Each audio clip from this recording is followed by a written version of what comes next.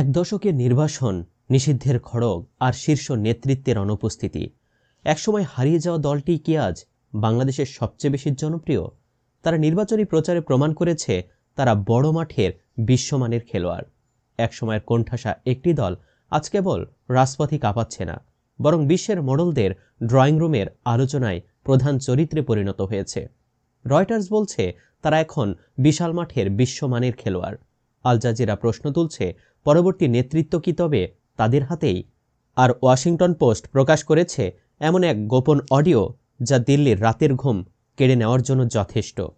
হ্যাঁ, আমরা জামায়াত ইসলামীর কথা বলছি, তাই তাদের গানের ভাষায় বলতে হচ্ছে জামাত আসলে কোন লেভেলে খেলছে। প্রশ্ন হচ্ছে, কেন হঠাৎ ডোনাল্ড ট্রাম্পের আমেরিকা নিষিদ্ধ হতে যাওয়া একটি দলের সাথে বন্ধুত্ব করতে মরিয়া? কেন ভারত তার কূটনীতিকদের পরিবার সরিয়ে নিয়ে এক অদৃশ্য সংঘাতের সংকেত দিচ্ছে? আর জামায়াতের এই একের পর এক বিশাল সমাবেশ কি কেবল জনসমর্থন, নাকি এর পেছনে লুকিয়ে আছে কোনো আন্তর্জাতিক গ্র্যান্ড ডিজাইন? আজকের এই ভিডিওতে আমরা কেবল সংবাদ দেব না, সংবাদের পেছনের ইতিহাস আর ভবিষ্যতের সমীকরণ ব্যবচ্ছেদ করব, আর বলবো সমাবেশ আর ভোটের বিষয় কিন্তু আলাদা। বাংলাদেশের ভূ রাজনীতির সবচেয়ে বড় গেম অফ থ্রোনস বুঝতে ভিডিওটি শেষ পর্যন্ত দেখুন। লক্ষ্য করুন, গত কয়েক মাসে বাংলাদেশের মানচিত্র জুড়ে এক অদ্ভুত দৃশ্য দেখা যাচ্ছে। যেখানে জামায়াত ইসলামী সমাবেশের ডাক দিচ্ছে, সেখানেই তিল ধারণের জায়গা থাকছে না। এই সমাবেশগুলো কোনো সাধারণ রাজনৈতিক জমায়েত নয়। জামায়াতের এই সুশৃঙ্খল কর্মী বাহিনী এবং লক্ষ লক্ষ মানুষের উপস্থিতি আন্তর্জাতিক মহলে এক শক্ত বার্তা পৌঁছে দিয়েছে। বিশ্লেষকরা বলছেন, জামায়াতের এই স্ট্রিট পাওয়ার বা রাজপথের শক্তি তাদের প্রধান হাতিয়ার। তারা প্রমাণ করেছে যে দীর্ঘ এক দশকের দমন পীড়ন তাদের সাংগঠনিক শক্তিকে ধ্বংস করতে পারেনি, বরং আরও সুসংগঠিত করেছে। রয়টার্স তাদের প্রতিবেদনে স্পষ্ট করে বলেছে, নির্বাচনী প্রচারণার প্রথম দিনেই জামায়াত প্রমাণ করেছে তারা বড় মাঠের বিশ্বমানের প্লেয়ার। জামায়াতের এই বিশাল বিশাল সমাবেশ দেখে শুধু দেশের মানুষ নয়, হতবাক হয়েছে বিদেশি গোয়েন্দা সংস্থাগুলো। এই শক্তি প্রদর্শনের মাধ্যমে জামায়াত বিশ্বকে বুঝিয়ে দিচ্ছে যে বাংলাদেশের রাজনীতিতে তাদের বাদ দিয়ে কোনো সমীকরণ মেলানো সম্ভব নয়। এই সমাবেশগুলোতে যে বিপুল তরুণ প্রজন্মের উপস্থিতি দেখা যাচ্ছে, তাকেই বলা হচ্ছে জেন জি কানেক্ট। জামায়াত এখন আর কেবল ধর্মীয় মুরব্বীদের দল নয়, বরং তারা আধুনিক প্রযুক্তি এবং সোশ্যাল মিডিয়া ব্যবহার করে তরুণদের পালস ধরতে পারছে। আবার বিশ্বের প্রভাবশালী গণমাধ্যমগুলোর দিকে তাকালে আপনি চমকে উঠবেন। আল জাজিরা তাদের দীর্ঘ এক বিশ্লেষণে জামায়াতকে মধ্যপন্থী ইসলামী দল হিসেবে তুলে ধরছে। তারা বলছে, জামায়াত এখন তাদের পুরনো কট্টরপন্থী ইমেজ ঝেড়ে ফেলে একটি আধুনিক ও কল্যাণমুখী রাজনৈতিক দল হিসেবে নিজেদের উপস্থাপন করছে। রয়টার্স বলছে, জামায়াতের দুর্নীতি বিরোধী ইমেজ এবং সাধারণ মানুষের পাশে দাঁড়ানোর কার্যক্রম তাদের জনপ্রিয়তা আকাশচুম্বী করেছে। বিশেষ করে জেনজি বা বর্তমান প্রজন্মের কাছে জামায়াত এখন একটি ক্লিন বিকল্প হিসাবে দেখা দিচ্ছে। কিন্তু সবচেয়ে বড় খবরটি দিয়েছে দ্য ওয়াশিংটন পোস্ট। তারা লিখেছে, আমেরিকা এখন বাংলাদেশের এই এক সময়ের নিষিদ্ধপ্রায় দলটির সাথে বন্ধুত্ব করতে মরিয়া। কিন্তু কেন? কেন বিশ্বের সবচেয়ে শক্তিশালী গণতান্ত্রিক রাষ্ট্রটি একটি ইসলামী দলের সাথে সখ্যতা গড়তে চায়? এখানেই লুকিয়ে আছে বিশ্ব রাজনীতির এক গভীর জাল। ওয়াশিংটন পোস্ট প্রকাশ করেছে ঢাকায় নিযুক্ত এক মার্কিন কূটনীতিকের অডিও বার্তা। সেখানে স্পষ্টভাবে শোনা যাচ্ছে, আমেরিকা জামায়াত ইসলামী, হেফাজতে ইসলাম এবং ইসলামী আন্দোলনের মতো দলগুলোর সাথে যোগাযোগ বাড়াতে চাইছে। আমেরিকা মনে করছে জামায়াত আগামী নির্বাচনে ক্ষমতায় আসার প্রবল সম্ভাবনা রাখে। আমেরিকার এই নীতিকে বলা হচ্ছে রিয়েল পলিটিক্স, অর্থাৎ আদর্শের চেয়ে বাস্তবতা বড়। আমেরিকা জানে, বাংলাদেশের যদি সত্যি একটি অবাধ ও সুষ্ঠু নির্বাচন হয়, তবে জামায়াতের জনসমর্থন কোনোভাবে অগ্রাহ্য করা যাবে না। তাই তারা আগেভাগেই জামায়াতের সাথে একটি সেতু তৈরি করতে চাইছে। অনেকে প্রশ্ন করছেন, ট্রাম্প সরকার ক্ষমতায় আসার পর কি এই সমীকরণ বদলে যাবে? উত্তর হলো না। আমেরিকার ডিপ স্টেট বা স্থায়ী শাসন কাঠামো সবসময় তাদের জাতীয় স্বার্থকে প্রাধান্য দেয়। তারা মনে করে, জামায়াত ক্ষমতায় এলে তারা শরিয়া আইন চাপিয়ে দেওয়ার বদলে তুরস্কের মতো একটি আধুনিক শাসন ব্যবস্থা বজায় রাখবে। আর এই বিশ্বাস থেকে জন্ম নিচ্ছে আমেরিকার এই নতুন বন্ধুত্ব। তারপরও প্রশ্ন হচ্ছে, আমেরিকা কেন জামায়াতকে পাশে চায়? এর পেছনে রয়েছে তিনটি বড় লক্ষ্য। দক্ষিণ এশিয়ায় নিজের আধিপত্য বজায় রাখতে ওয়াশিংটন এখন যে চালটি দিচ্ছে, তাকে আন্তর্জাতিক বিশ্লেষকরা বলছেন মাস্টার স্ট্রোক। জামায়াত ইসলামীর মতো একটি সুসংগঠিত শক্তিকে সামনে রেখে আমেরিকা আসলে এক ঢিলে 3টি বিশাল পাখি শিকার করতে চাইছে। চলুন এই সমীকরণটি একটু বিস্তারিত বোঝা যাক। প্রথম পাখি ভারত।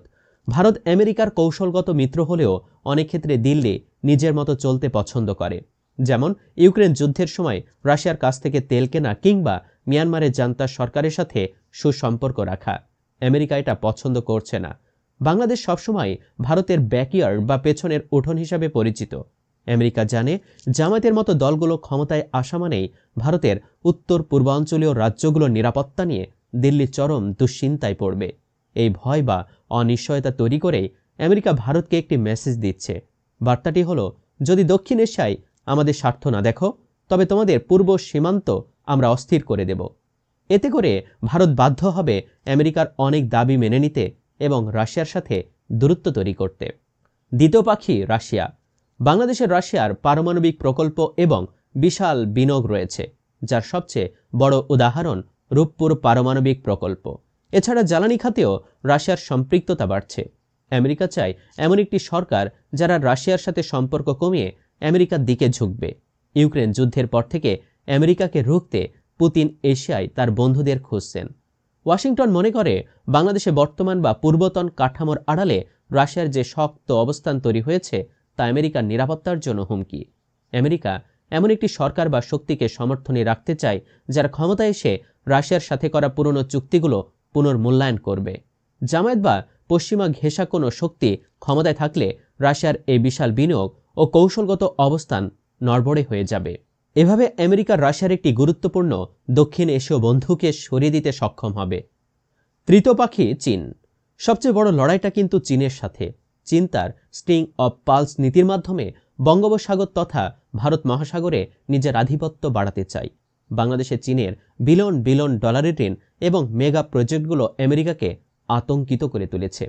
আমেরিকা তার ইন্দো প্যাসিফিক স্ট্র্যাটেজি সফল করতে চায়, যেখানে বাংলাদেশ একটি অন্যতম কেন্দ্রবিন্দু। ওয়াশিংটন মনে করে জামায়াত বা এই ঘরানার দলগুলো ঐতিহাসিকভাবেই চীনের চেয়ে পশ্চিম ও মধ্যপ্রাচ্যের সাথে বেশি ঘনিষ্ঠ। যদি এমন কোনো শক্তি বাংলাদেশে ক্ষমতায় থাকে যারা চীনের ডেভ ট্র্যাপ বা ঋণের ফাঁদ সম্পর্কে সচেতন, তবে চীনের বেল্ট অ্যান্ড রোড ইনিশিয়েটিভ এখানে মুখ থুবড়ে পড়বে। বঙ্গোপসাগরে চীনা প্রভাব রুখে দিয়ে আমেরিকা এখানে নিজের নৌঘাঁটি বা কৌশলগত নিয়ন্ত্রণ প্রতিষ্ঠা করতে চায়। এছাড়াও মিয়ানমারে চীনের ক্রমবর্ধমান নৌঘাঁটি এবং প্রভাব ঠেকাতে বাংলাদেশের সেন্ট মার্টিন বা দক্ষিণ অঞ্চলের ওপর আমেরিকার নিয়ন্ত্রণ প্রয়োজন। আর এই স্বার্থ রক্ষায় তারা যে কোনো জনপ্রিয় শক্তির সাথে আপোষ করতে রাজি। এখন প্রশ্ন আসতে পারে, এই কাজের জন্য বিএনপি থাকতে জামায়াত কেন? কারণ আমেরিকা দেখেছে জামায়াত একটি ক্যাডার ভিত্তিক সুশৃঙ্খল দল। তাদের তৃণমূল পর্যন্ত যে নেটওয়ার্ক আছে তা চীনের প্রচার বা ভারতের প্রভাব রুখতে সবচেয়ে কার্যকর হতে পারে। এছাড়া মধ্যপ্রাচ্যের দেশগুলোর সাথে জামায়াতের যে সুসম্পর্ক তাকে কাজে লাগিয়ে আমেরিকা এই অঞ্চলে একটি নতুন ইসলামিক ডেমোক্রেটিক ব্লক তৈরি করতে চায়, যারা হবে রাশিয়ার ও চীনের বিরোধী। সোজা কথায় আমেরিকা জামায়াতকে একটি লিভারেজ হিসেবে ব্যবহার করছে।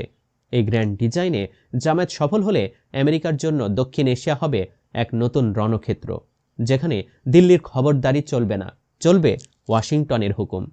এখন প্রশ্ন চলে আসে, তাহলে কি ভারত এখন শঙ্কিত? আমেরিকার এই চাল দেখে দিল্লির কপালে চিন্তার ভাঁজ পড়েছে সত্যি। ভারত জামায়াতকে সবসময় পাকিস্তানপন্থী এবং ভারতের নিরাপত্তার জন্য হুমকি হিসেবে দেখেছে।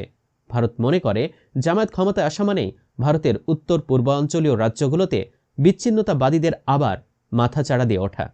ইতিহাস সাক্ষী দিচ্ছে 1975 সালে শেখ মুজিবের হত্যার পর থেকে শুরু করে 1981 সালের জিয়ার মৃত্যু পর্যন্ত প্রতিবারই যখন বাংলাদেশের ক্ষমতা কাঠামো বদলেছে, ভারত তাতে নিজের নিরাপত্তা নিয়ে উদ্বিগ্ন হয়েছে। ভারত এখন সরাসরি জামায়াতকে ঠেকাইতে চাইছে, কিন্তু সমস্যা হলো তাদের পুরনো বন্ধু আওয়ামী লীগ এখন ব্যাকফুটে। ভারত সম্প্রতি তাদের কূটনীতিকদের পরিবার সরিয়ে নিয়েছে।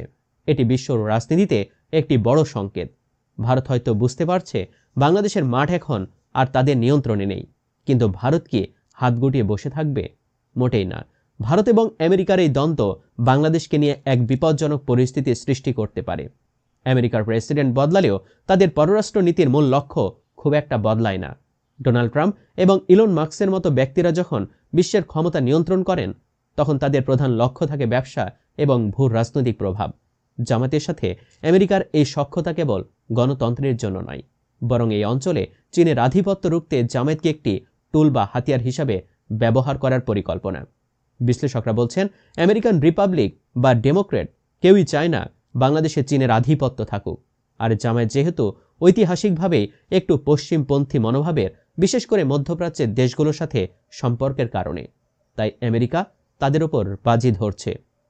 এত কিছুর পরে জামায়াতের তৃণমূল প্রস্তুতি এবং ভবিষ্যৎ পরিকল্পনা কি তাহলে? জামায়াত কেবল আন্তর্জাতিক লবিংয়ে ব্যস্ত নয়, তারা তৃণমূল পর্যায়েও ব্যাপক কাজ করছে।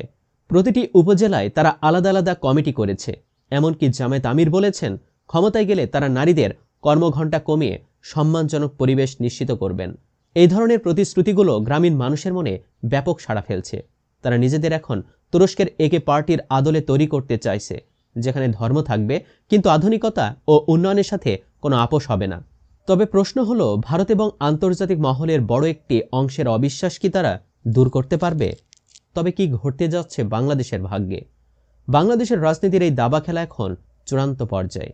একদিকে জামায়াতের বিশাল রাজপথের শক্তি এবং আমেরিকার গোপন সমর্থন, অন্যদিকে ভারতের দীর্ঘদিনের নিরাপত্তা উদ্বেগ। এই দুই পরাশক্তির মাঝখানে বাংলাদেশের সাধারণ মানুষের আকাঙ্ক্ষা কি পূরণ হবে? ইতিহাসের রেকর্ড বলছে, যখনই কোনো ছোট দেশে বড় শক্তির খেলা শুরু হয়, তার ফল সবসময় সুখকর হয় না। তবে বাংলাদেশের বর্তমান পরিস্থিতি এক নতুন সম্ভাবনার কথা বলছে।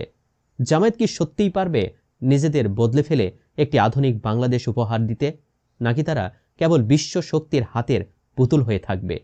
আপনার কি মনে হয়, জামায়াতের এই বিশাল বিশাল সমাবেশ এবং আমেরিকার সমর্থন কি তাদের ক্ষমতায় নিয়ে আসতে পারবে, নাকি ভারত শেষ মুহূর্তে কোনো নাটকীয় চাল চেলে দেবে?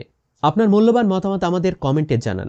ভিডিওটি ইনফরমেটিভ মনে হলে আপনার বন্ধুদের সাথে শেয়ার করুন। আর বাংলাদেশের রাজনীতির এমন গভীর বিশ্লেষণ আরও দেখতে চাইলে আমার চ্যানেলটি সাবস্ক্রাইব করে বেল আইকনটি চেপে রাখুন। আজকের মতো আমি বিদায় নিচ্ছি। দেখা হবে নতুন কোনো এক রহস্যভেদী ভিডিওতে। আল্লাহ হাফেজ।